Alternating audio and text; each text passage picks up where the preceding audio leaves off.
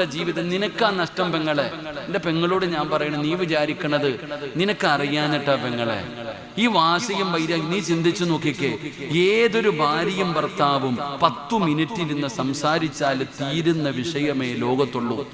അത് 10 മിനിറ്റ് സംസാരിക്കണം. പക്ഷെ സംസാരിക്കാൻ സമ്മതിക്കൂലല്ലോ. വിളിച്ചിറക്കുമ്പോ തന്നെ മകളോട് ഉമ്മ പറയുന്നുണ്ട്, വീട്ടിൽ കൊണ്ടുവന്നിട്ട് പറയാ ഫോണിങ് തന്നേരെ, ഇനി അവൻ വിളിച്ചാൽ എടുക്കണ്ട. കാരണം വിളിച്ചാൽ തിരിച്ചു പോകും. അല്ലെങ്കിൽ പറയും അവന്റെ നമ്പർ ബ്ലോക്ക് ചെയ്ത് വെച്ചേരെ, വാട്സപ്പ് ബ്ലോക്ക് ചെയ്ത് വെച്ചേരെ, വിളിച്ചാൽ ഇനി എടുക്കേ ചെയ്യരുത്.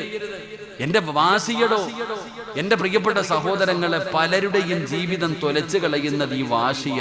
അള്ളാഹു ഉമ്മത്തിനെ കാത്തിരക്ഷിക്കുമാറാകട്ടെ. ഒരു 5 മിനിറ്റ് സംസാരിച്ച തീരുന്നതേ ഉള്ളൂ. ഞാൻ എപ്പോഴും ഒരു ഉദാഹരണം പറയാറുണ്ട്. ഞാൻ ജോലി ചെയ്യുന്ന പള്ളിയിൽ ഒരിക്കൽ ഒരു മസ്ലഹത്ത് ഉണ്ടായി. സാധാരണ പരിപാടിക്ക് ഞാൻ നിൽക്കാത്തതാ. പക്ഷെ അത് വെള്ളിയാഴ്ച ദിവസമായിരുന്നു. കാരണം വലിയ ഒരു സമ്പന്ന 101 പവനൊക്കെ കൊടുത്ത വലിയൊരു കല്യാണം. ആ കല്യാണം അടിച്ചു പിരിഞ്ഞു, എല്ലാ ചർച്ചയും പോയി. അവസാനം വെള്ളിയാഴ്ച കൊടുത്തത് മുഴുവനും തിരിച്ചു വാങ്ങാൻ അഡ്വക്കേറ്റ് ഉൾപ്പെടെ കുറെ ആൾക്കാർ വന്നു. അപ്പൊ എന്നോട് പറഞ്ഞു, ഉസ്താദ് കൂടെ കയറാ. എന്നെ കമ്മിറ്റി ഓഫീസിൽ കൊണ്ടുപോയി. ഞാൻ നോക്കുമ്പോ ഒരടിക്കുള്ള ആളുണ്ട്, അപ്പുറത്തും ഇപ്പുറത്തുമായിട്ട് 10-40 പേരുണ്ട്, ഒരു ജുമായിക്കുള്ള ആളുണ്ട്. അപ്പൊ ഇങ്ങനെ സംസാരിച്ചു, ഇവരങ്ങോട്ട് സംസാരിക്കാൻ തുടങ്ങി. അപ്പം ഞാൻ മിണ്ടാതെ ഇരുന്നു. അപ്പോൾ പ്രസിഡന്റ് എന്നോട് ചോദിച്ചു, ഉസ്താദ് എന്താ ഒന്നും മിണ്ടാത്തത്? ഞാൻ പറഞ്ഞു, ഞാൻ എന്നാ മിണ്ടാനാ, എനിക്ക് ഇവരോട് ആരോടും എനിക്ക് സംസാരിക്കേണ്ട കാര്യമൊന്നുമില്ല. എനിക്ക് ആ പയ്യനോടും പെണ്ണിനോടും ഒന്ന് 10 മിനിറ്റ് സംസാരിക്കണം. ഉടനെ പെണ്ണിന്റെ വാപ്പ പറയാ, എല്ലാ ചർച്ചയും കഴിഞ്ഞതാ, ഇനി ആരും സംസാരിക്കണ്ട. അയാൾക്കാ വാശി. ഉടനെ പയ്യന്റെ വീട്ടുകാർ പറഞ്ഞു, ഉസ്താദ് സംസാരിച്ച എന്താ കുഴപ്പം, ഉസ്താദ് സംസാരിക്കട്ടെ. എന്നോടുള്ള സ്നേഹം കൊണ്ടൊന്നുമല്ല, അയാളോടുള്ള വൈരാഗ്യം കൊണ്ട്. അങ്ങനെ ഇവര് എല്ലാരും കൂടെ പിന്നെ എനിക്ക് വേണ്ടി വഴക്കായി. അവസാനം പറഞ്ഞു, ഉസ്താദല്ലേ സംസാരിക്കട്ടെ. ഞാൻ ഇതിന് രണ്ടിനെയും വിളിച്ചുകൊണ്ട് മദ്രസയുടെ മുകളിൽ പോയി. മദ്രസയുടെ മുകളിൽ പോയിട്ട് ഞാൻ രണ്ടുപേരെയും വിളിച്ചിരുത്തിയിട്ട് ചോദിച്ചു, മക്കളെ എന്താ പ്രശ്നം? ചോദിച്ചത് മാത്രമേ എനിക്ക് ഓർമ്മയുള്ളൂ. അവിടെ ബദർ യുദ്ധമാണോ അതോ ഉഹദ് യുദ്ധമാണോ കൊടുങ്കാറ്റാണോ ഇടിയാണോ എന്താ നടന്നെന്ന് എനിക്കറിയില്ല. എടാ, പള്ളിയിലെ ഖതീബ മുമ്പിൽ ഇരിക്കുന്നെന്ന് പോലും അവരെ ഓർത്തില്ല. അവർ എന്തൊക്കെ പറയാൻ പറ്റുമോ അത് മുഴുവനും പറഞ്ഞു. പിന്നെ പൊട്ടനെ പോലെ സുമ്മൻ ബുക്കുമ്മൻ ഓമിയും ഫോമിലായി അറിഞ്ഞു. ഞാൻ മിണ്ടാതങ്ങിരുന്ന് കേട്ടുമില്ല. എന്തായാലും പറയട്ടെ എന്ന് വിചാരിച്ചു. എടാ വാടാ പോടാ, അടിക്കാൻ കൈവെക്കുന്നുണ്ട്. അള്ളാഹു, ഞാൻ വേണ്ട, എനിക്കൂടെ കിട്ടുമെന്ന് പേടിച്ച് മിണ്ടാതിരുന്നു. അങ്ങനെ ഇവർ രണ്ടുപേരും കുറേ നേരം സംസാരിച്ചു. രണ്ടുപേരും പറഞ്ഞു, ക്ഷീണിച്ചു. വെള്ളമൊക്കെ കുടിക്കാൻ കൊടുത്തു. എന്നിട്ട് ഞാൻ പറഞ്ഞു, മക്കളെ പോയതൊക്കെ പോട്ടടാ, നിന്റെ ഭാര്യയല്ലേടാ, ഒന്ന് ഒരു അവസരം കൂടെ കൊടുത്തൂടെ, ഒന്ന് നിങ്ങൾക്ക് ജീവിച്ചുകൂടെ? ഇവളുടെ കൂടെയോ?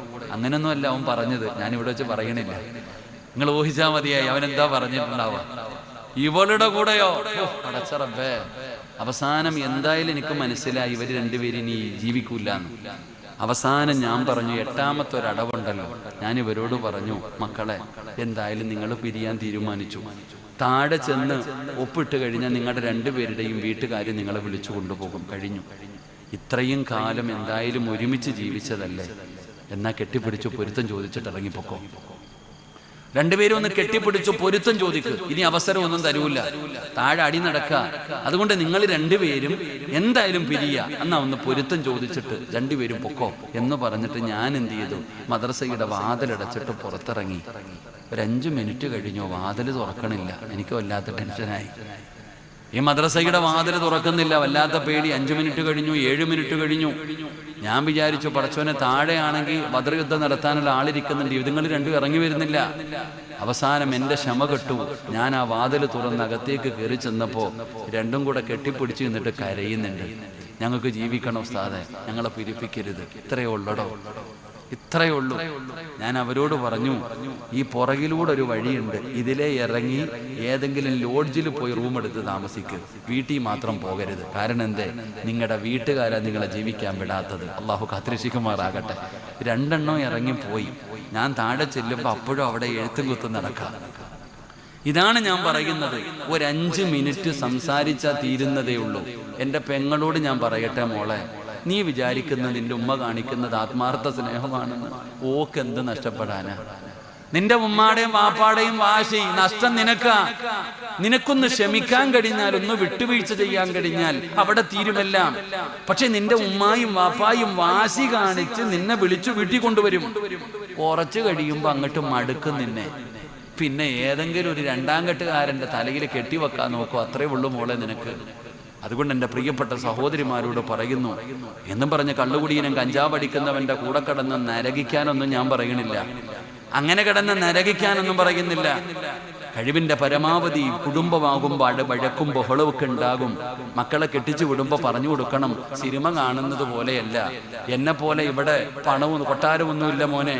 മോളോട് പറഞ്ഞു കൊടുക്കണം, നിന്നെ കെട്ടിക്കൊണ്ടു പോകുന്ന നിന്റെ മരുമകൻ, മോളെ നിന്റെ ഭർത്താവിന് കൊട്ടാരമില്ല, അവൻ നീ ഇവിടെ കുഴിമന്തിയും മഹദിയും നെഹദിയും ഷവായിയും അൽഫഹും തിന്നോണ്ട് നടന്നതാ, ചിലപ്പോ അവിടെ കഞ്ഞിയും പയറും ആയിരിക്കും മോളെ. ഇവിടെ നീ AC റൂമിനകത്ത് കടന്നതായിരിക്കും, അവിടെ ചിലപ്പോൾ ഫാനേ കാണത്തുള്ളൂ മോളെ. ഉള്ളത് കൊണ്ട് അഡ്ജസ്റ്റ് ചെയ്യണം. ജീവിതമെന്ന് പറഞ്ഞാൽ അതാ എന്ന് പറഞ്ഞു മക്കൾക്ക് ഉപദേശം കൊടുക്കണം. പാപ്പ ഉമ്മയെന്ന് പറഞ്ഞാൽ ഉപദേശിക്കണം. അതെങ്ങനെ ഉമ്മ അർശിന്റെ മുകളിലാണ് നിൽക്കുക, താഴോട്ടൊന്നും ഇറങ്ങൂല. എൻ്റെ പ്രിയപ്പെട്ട സഹോദരങ്ങളെ പറയുമ്പോൾ എല്ലാം പറയണം. ചില ഭർത്താവിൻ്റെ ഉമ്മമാരെന്ന് പറഞ്ഞാൽ വല്ലാത്തതാ. അള്ളാഹു കാത്തിരക്ഷിക്കുമാറാകട്ടെ. ആമീൻ പറയടോ. ചില ഭർത്താവിൻ്റെ ഉമ്മയ്ക്ക് ഇവിടെ എന്താ പറയുക, അമ്മായിയമ്മയെന്നല്ലേ പറയാ. ചില അമ്മായിയമ്മ ചിലതിനെ പറയാതെ ദൈവാണോടാ റാഫി, നീ എന്നെ കൊടുക്കൂ, എന്നെ കാണുമ്പോഴേ എനിക്ക് പേടിയാ, ദൈവം എന്ന് കേൾക്കുമ്പോഴേ എനിക്ക് പേടിയാ. കാരണം ഇവരുടെ പേര് പറഞ്ഞ അകത്താ. അള്ളാഹു കാത്തിരക്ഷിക്കുമാറാകട്ടെ. ആകെ ഇതൊക്കെ ഉള്ളൂടോ, വേറൊന്നുമില്ല. ലൈവ് കൊണ്ട് ഇപ്പൊ ആകെ കട്ട് ചെയ്യാൻ മാത്രമേ ഗുണമുള്ളൂ, വേറെ പ്രത്യേകിച്ചൊന്നുമില്ല. അള്ളാഹു നമ്മളെ കാത്തിരക്ഷിക്കുമാറാകട്ടെ. എൻ്റെ പ്രിയപ്പെട്ട സഹോദരങ്ങളെ, ഈ ചില പെണ്ണുങ്ങള് ചെറുപ്പത്തിലെ ഭർത്താവ് മരിച്ചു പോയതായിരിക്കും, പക്ഷെ മകളും മരുമകളും അല്ലെങ്കിൽ മകനും മരുമകളും കൂടെ സന്തോഷത്തോടെ ജീവിക്കുന്നത് കാണുമ്പോൾ ചിലതിന് സഹിക്കില്ല. അങ്ങനെ ഉണ്ട് കേട്ടാ. ചിലതങ്ങനെ തൻ്റെ മകനും മകളും കൂടെ ചിരിച്ചും കളിച്ചും സന്തോഷത്തോടെ ജീവിക്കുന്നത് കാണുമ്പോൾ അസൂയ. അപ്പൊ അങ്ങനെ ചിലതുണ്ട്. എല്ലാവരും അങ്ങനൊന്നും അല്ലട്ടാ. അള്ളാഹു നമ്മുടെ അമ്മായി അമ്മമാർക്കൊക്കെ ആഫിയത്തുള്ള ദീർഘായുസ് കൊടുക്കുമാറാകട്ടെ. ആമീൻ പറയടോ. നിങ്ങൾ എന്താ ഇങ്ങനെ ഇരിക്കണം? അള്ളാഹു ആഫിയത്തുള്ള ദീർഘായുസ് കൊടുക്കുമാറാകട്ടെ. ഞാൻ പറഞ്ഞു വന്നത്, നബിതങ്ങൾ അള്ളാഹുവിന്റെ പ്രവാചകൻ തന്റെ പൊന്നാര മകളോട് പറഞ്ഞു കൊടുക്കുകയാണ്, വാപ്പയെന്ന് പറഞ്ഞാലതാ. അങ്ങനെ ഓരോന്നും അല്ലാഹുവിന്റെ റസൂൽ അവിടെന്ന് പറഞ്ഞു കൊടുത്തു. എന്നിട്ട് ചോദിച്ചു, മകളെ ഫാത്തിമ, ഒരടിമയെ ചോദിച്ച് നീ വീട്ടിൽ വന്നിരുന്നല്ലോ, നിനക്ക് സഹായത്തിന് വേണ്ടി ഒരടിമയെ ചോദിച്ച് നീ വീട്ടിൽ വന്നിരുന്നല്ലോ. അല്ലാഹുവിന്റെ റസൂൽ തന്റെ പൊന്നാര മകളോട് ചോദിക്കുന്നു, ഫാത്തിമ, സഹായത്തിന് അടിമയെ വേണോ, അല്ലാഹുവിന്റെ മുമ്പിൽ പ്രതിഫലം കിട്ടുന്ന ഒരു നന്മ വേണോ? സഹായത്തിന് ഒരു അടിമയെ വേണോ, അതോ അല്ലാഹുവിന്റെ മുമ്പിൽ പ്രതിഫലം കിട്ടുന്ന ഒരു നന്മ വേണോ? അല്ലാഹുവിന്റെ റസൂലിന്റെ പൊന്നാര മകള് പറഞ്ഞു, നന്മ മതി വാപ്പാ. അല്ലാഹുവിന്റെ മുമ്പിൽ പ്രതിഫലം കിട്ടുന്ന നന്മ എന്താണ് വാപ്പാ?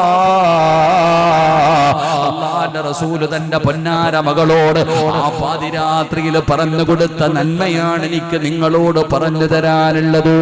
നബി തങ്ങൾ പറഞ്ഞു കൊടുത്തു, ഫാത്തിമ,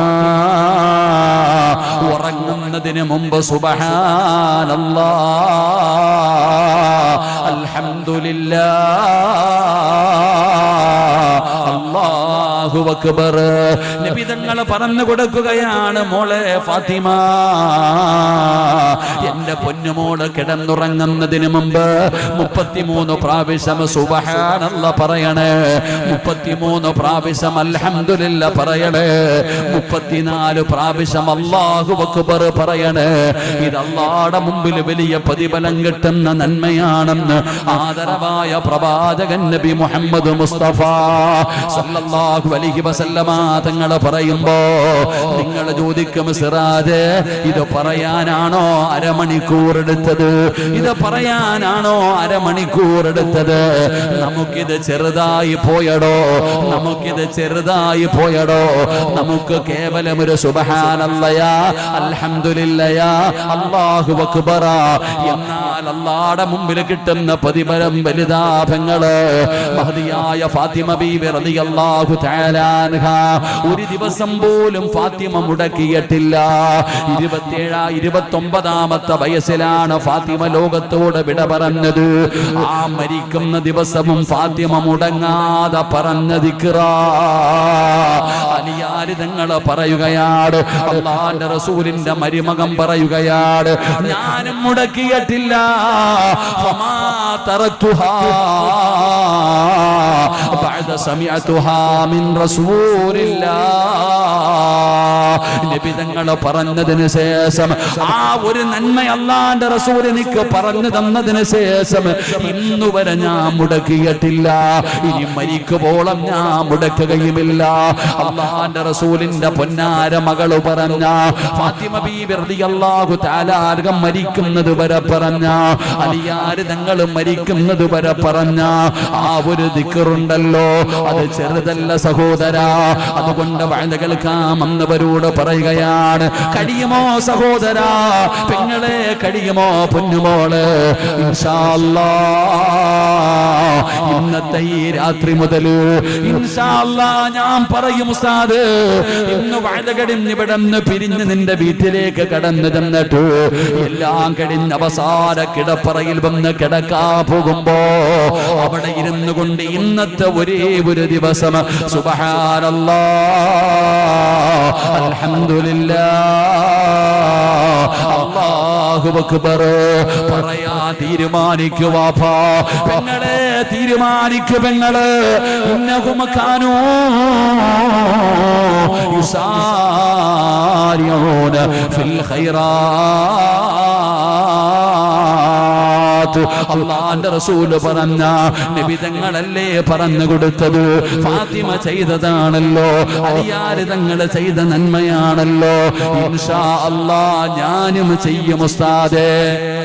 ഇൻഷാ അല്ലാഹ് ഇന്നത്തെ ഒരു രാത്രി, നാളെ വേണമെന്ന് ഞാൻ പറയണില്ല, ഇന്നത്തെ ഒരു രാത്രിയെങ്കിലും ഞാൻ പോയി കിടന്നുറങ്ങുന്നതിന് മുമ്പ് 33 പ്രാവശ്യം സുബ്ഹാനല്ലാഹ്, 33 പ്രാവശ്യം അൽഹംദുലില്ലാഹ്, 34 പ്രാവശ്യം അല്ലാഹു അക്ബർ ഈ ദിക്ർ പറഞ്ഞിട്ട് ഇന്നത്തെ രാത്രി ഞാൻ കിടന്നുറങ്ങൂ എന്ന് നിയത്ത് ചെയ്യുന്നവരൊക്കെ ഒന്ന് കൈപൊക്കിക്കേ. ഇന്നത്തെ ഒറ്റ രാത്രി കൈപൊക്കിയോ? അള്ളാഹുവെ, ആരെല്ലാം ഈ മജ്ലിസിൽ ഇരുന്ന് കൈപൊക്കിയോ മരിക്കുന്ന കാലം വരെ ആരുടെ മുമ്പിലും നീട്ടി യാചിക്കേണ്ട അവസ്ഥ വരുത്തല്ലേ റഹ്മാനെ. അള്ളാഹുവെ, ഈ കൈപൊക്കിയവർക്ക് നീ ഈമാനുള്ള മരണം കൊടുക്കണേ തമ്പുരാനെ, ഷഹീദിന്റെ കൂലി കിട്ടുന്ന മരണം കൊടുക്കണേ റഹ്മാനെ, ഹൗദുൽ കൗസർ വാങ്ങിച്ചു കുടിക്കാനുള്ള ഭാഗ്യം കൊടുക്കണേ പടച്ചവനെ. ഈ കൈപൊക്കിയവർക്ക് നീ ജന്നാത്തുൽ ഫിർദൗസ് എന്ന് പറയുന്ന സ്വർഗം കൊടുക്കണേ അല്ലാഹ്. ഫിർദൗസ് എന്ന് പറയുന്ന സ്വർഗം കൊടുക്കണേ അല്ലാഹ്. ആ കൈ പൊക്കാത്തവനെ നീ നന്നാക്കണേ അല്ലാഹ്. ആ കൈ പൊക്കാത്തവനെ നീ നന്നാക്കണേ അല്ലാഹ്. ഒന്നുകൂടെ കൈ പൊക്കിക്കേ, ചെയ്യാമെന്ന് നിയത്ത് ചെയ്യുന്നവര് കണ്ടോ, പൊങ്ങിയത് കണ്ടോ? ഇപ്പൊ കൈയൊക്കെ പൊക്കലെത്തിവേ. എന്താടാ റാഫി, നീ പൊക്കണില്ലേ? എല്ലാരും പൊക്കിയോ? അള്ളാഹു ബർക്കത്ത് ചെയ്യുമാറാകട്ടെ. ഇനി പൊക്കാത്തവൻ പൊക്കണ്ട, അവനെ പൊക്കിപ്പിക്കാൻ ഞാനൊന്നും വിചാരിച്ചാൽ പറ്റൂല. അള്ളാഹു കാത്തിരക്ഷിക്കുമാറാകട്ടെ. അപ്പൊ ഇൻഷാ അല്ലാഹ് ഇപ്പൊ കൈ പൊക്കാൻ പറഞ്ഞപ്പോ എല്ലാരും പൊക്കി. പക്ഷെ ഈ പൊക്കിയവർക്കൊന്നും പറയാൻ പറ്റണമെന്നില്ല. കലക്കവെള്ളത്തിൽ മീൻ പിടിക്കാൻ എല്ലാവർക്കും പറ്റും. എന്നാൽ ഇന്ന് രാത്രി നീ വീട്ടിൽ ചെന്നു, ഭക്ഷണമെല്ലാം കഴിഞ്ഞു, എല്ലാം കഴിഞ്ഞിട്ട് കിടന്നുറങ്ങാൻ വരുമ്പോ നിന്റെ മനസ്സ് പറയുന്നുണ്ട്, സിറാജ് പറഞ്ഞതല്ലേ, സിറാജ് പറഞ്ഞതല്ലേ, ആ ഒരു നന്മ ചെയ്യാം, ആ നന്മ ചെയ്യണം എന്ന് പറഞ്ഞുകൊണ്ട് നിന്നെ കൊണ്ട് ചെയ്യിപ്പിച്ച നിങ്ങൾ രക്ഷപ്പെട്ടു. അള്ളാഹു ഭാഗ്യം തരുമാറാകട്ടെ. അള്ളാഹു ഭാഗ്യം തരുമാറാകട്ടെ. ഉറക്കപ്പറ അള്ളാഹു ഭാഗ്യം തരുമാറാകട്ടെ. ഇൻഷാ അല്ലാഹ് ചെയ്യൂലേ? ഇൻഷാ അല്ലാഹ് ചെയ്യൂലേ? ഉറക്ക ഇൻഷാ അല്ലാഹ് പറ. അള്ളാഹുവെ, ഈ ഇൻഷാ അല്ലാഹ് പറയുന്ന അതേ ശബ്ദത്തിൽ മരിക്കുന്ന സമയത്ത് ഷഹാദത്ത് കലിമ ഉറക്ക പറഞ്ഞു മരിക്കാൻ നീ ഭാഗ്യം കൊടുക്കണേ അല്ലാഹ്. ഇനിയൊരു ഇൻഷാ അല്ലാഹ് പറഞ്ഞേ. മുത്തലീങ്ങളൊക്കെ ഒന്നും മിണ്ടാതിരുന്ന് എന്നിട്ടൊരു ഇൻഷാ അല്ലാഹ് പറഞ്ഞേ. അപ്പൊ കുഴപ്പമില്ല. അള്ളാഹു എല്ലാവരെയും രക്ഷപ്പെടുത്തുമാറാകട്ടെ. വക്കനെടുക്കാറായ ഇൻഷാ അല്ലാഹ് അൽഹംദുലില്ലാഹ്. അള്ളാഹുവിന്റെ പരിശുദ്ധമായ ഖുർആൻ പഠിപ്പിക്കുന്ന ഒരു സ്ഥാപനമാണ്, നഷ്ടമൊന്നുമില്ല. ഈ ബക്കറ്റുമായി നിങ്ങളുടെ മുമ്പിലേക്ക് വരുമ്പോ നിങ്ങളുടെ ഒരാളുടെയും 5 നയാ പൈസ അള്ളാഹിക്ക് ആവശ്യമൊന്നുമില്ല കേട്ടോ. കൊടുത്ത നിങ്ങൾക്ക് തന്നെയാ പ്രയോജനം. നബിതങ്ങൾ പറയുന്നുണ്ട്, സദക്ക വിപത്തുകളെ തട്ടിമാറ്റും, അപകടങ്ങൾ മാറും, ദുരന്തങ്ങൾ മാറും. എൻ്റെ പ്രിയപ്പെട്ട സഹോദരങ്ങളെ, നമുക്ക് വരാനിരിക്കുന്ന അപകടങ്ങൾ, ദുരന്തങ്ങൾ അത് തട്ടിമാറ്റാൻ നമ്മൾ കൊടുക്കുന്ന ഈ 10 രൂപയ്ക്ക് പവറുണ്ടോ? എത്രയോ മരുന്ന് കഴിച്ച് രോഗം മാറാത്തവരുണ്ടല്ലോ. നബി സല്ലല്ലാഹു അലൈഹി വസല്ലമ തങ്ങൾ പറഞ്ഞു, അള്ളാഹുവിന് ചില അടിമകളുണ്ട്, അള്ളാഹുവിന് ചില അടിമകളുണ്ട്. ആ അടിമകൾക്ക് രോഗം വന്നാൽ അവര് സദക്ക കൊടുത്ത് ചികിത്സിക്കുമെന്ന് ആദരവായ പ്രവാചകൻ നബി മുഹമ്മദ് മുസ്തഫ. ഇതെല്ലാവർക്കും അറിയാം. ഈ ഇരിക്കണ താത്താമാർക്കും കാക്കാമാർക്കും എല്ലാം ഇതറിയാം. ഇല്ലെങ്കിൽ ഞാൻ ചോദിക്കട്ടെ, നിങ്ങൾ ഇന്ന് പ്രസംഗം കഴിഞ്ഞ് വീട്ടിൽ പോയി താമസിച്ചു എന്ന് പറഞ്ഞ് ചാടി വീടിന്റെ അകത്തേക്ക് കയറി വെള്ളം കടന്നു തെറ്റിയടിച്ച് താഴെ വീണു. അള്ളാഹു കാത്തിരക്ഷിക്കുമാറാകട്ടെ. ആര് വേണമെങ്കിലും വീഴാം. അള്ളാഹു കാത്തിരക്ഷിക്കുമാറാകട്ടെ. തല പോയി തറയിലടിച്ചു. മക്കൾ എടുത്തുകൊണ്ട് നേരെ താമരശ്ശേരിക്ക് വന്നു. അവിടെ നിന്ന് നേരെ കോഴിക്കോട് പോയി. കോഴിക്കോട് ചെന്നപ്പോൾ ഡോക്ടർ ഐസിയുവിനകത്ത് കയറ്റി കിടത്തിയിട്ട് പറഞ്ഞു, 24 മണിക്കൂർ കഴിഞ്ഞിട്ട് പറയാൻ, ചിലപ്പോൾ സർജറി ചെയ്യേണ്ടി വരും. നിങ്ങൾ ചിന്തിച്ചേ, നാളെ രാവിലെ ഉസ്താദിന്റെ അടുക്ക വരും, നിസാമിയുടെ അടുക്കലോ അല്ലെങ്കിൽ ഉസ്താദന്മാരുടെ അടുത്ത് വന്നിട്ട് പറയും, ഉസ്താദെ വാപ്പ ഐസിയുവിനകത്ത് കിടക്കുകയാ, സർജറി ചെയ്യണമെന്ന് പറയുന്നുണ്ട്. പാപ്പച്ചി ഉമ്മച്ചി തന്നു വിട്ടതായി പൈസ കേട്ടോ, ഉസ്താദ് ദുആ ചെയ്യണേ. പൈസ കൊണ്ടുവന്ന് കൊടുത്തിട്ട് പറയും ദുആ ചെയ്യാൻ. എന്തിനാ താത്ത പൈസ കൊടുക്കണേ? അപ്പൊ നിനക്കറിയാം സദക്ക